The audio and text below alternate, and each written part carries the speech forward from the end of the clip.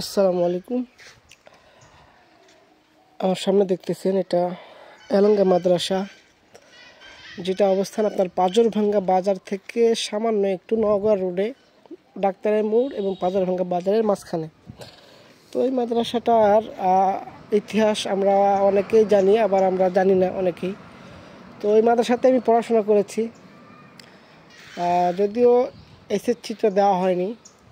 তো আমাদের আমলটাই সর্বশেষ আমল ছিল। এখানে যে জাঁকজমক এবং যে পড়াশোনার যে একটা কোলাহল প্রতিটা বারান্দায়, আমাদের আমলটাই মানে আমাদের যে ব্যাচগুলো ছিল। তারপরে খুব বেশি দিন আর এই মাদ্রাসাটায় পাঠদান কন্টিনিউ হয়নি। তো এই মাদ্রাসায় আমাদের স্যার হাকসেদ আলী সুপারিনটেন্ডেন্ট, উনি ছিলেন এখানকার সুপার।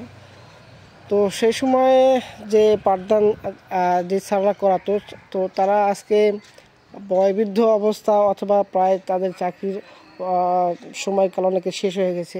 দীর্ঘদিন যাবত এই প্রতিষ্ঠানটা বন্ধ আছে, কিন্তু দেখতেছেন বেহাল দশায়। এইগুলো কিন্তু আপনার ক্লাসরুম ছিল, পাশে 1, 2, 3, ওখানে 6, 7, 8, পাশে এখানে 9, ওখানে 10, আর এটা হলো কমন রুম ছিল। এখানে এটা কমন রুম, এটা 8, আপনার ওটা 9, এটা তারপর এটা 10, আর এটা হচ্ছে আমাদের শিক্ষকদের অফিস রুম। কী অবস্থা, একদম নাজেহাল অবস্থা প্রত্যেকটা ঘরের। আর এটা হচ্ছে সে মাঠ। অবশ্য এখানে অনেক জাঁকজমক আপনার মাহফিল হতো অনেক আগে। পাশে এখানে আপনার যে টয়লেটগুলি আছে এখনও দাঁড়ানো আছে। আর এখানে এই মাঠে আমরা কিন্তু অনেক ছুটাছুটি, দৌড়াদৌড়ি, হাসি ঠাট্টা অনেক কিছুই আমরা করেছি। যদিও কী অবস্থা এখন ভিতরে,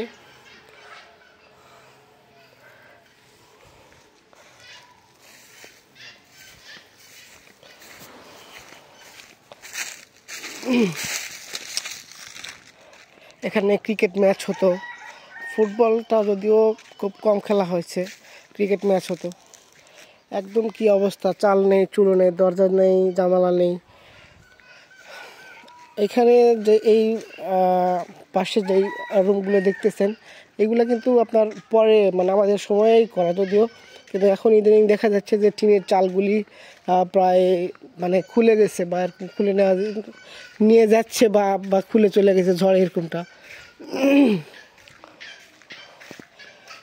তো এলাঙ্গা মাদ্রাসায় আমরা যারা পড়াশোনা করেছি আমরা তো অবশ্যই জানবো, আর আশেপাশের যারা ছিল তারা তো জানবেনই। এটা হলো সেই আমাদের এলাঙ্গা মাদ্রাসার। এখন এই গাছটা এইভাবে আছে, আমরা যে এখানে এই গাছটায় নিচে দুপুরের সময় অনেকে এখানে আড্ডা দিত। টয়লেটটা আছে এখানে।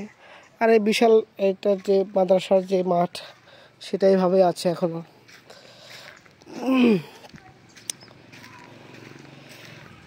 সময়ের দাবিতে হয়তো বা ইনশাল্লাহ আবারও কখনো চালু হয়ে যাবে, আল্লাহই ভালো জানে কি অবস্থা। আমি তো আশা করি যে চালু হোক, এখানে আবার পাঠদান শুরু হোক। আমাদের মানে আমার 6, 7 এবং সর্বশেষ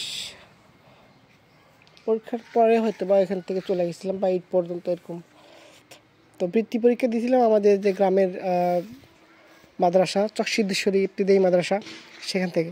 আর এখানে কিন্তু আপনার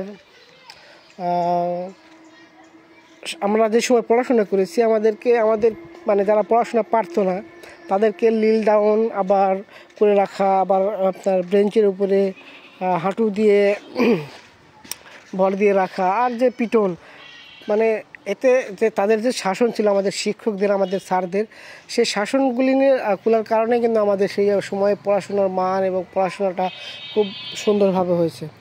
আজকাল যে অবস্থা আমরা সবাই জানি কী অবস্থা।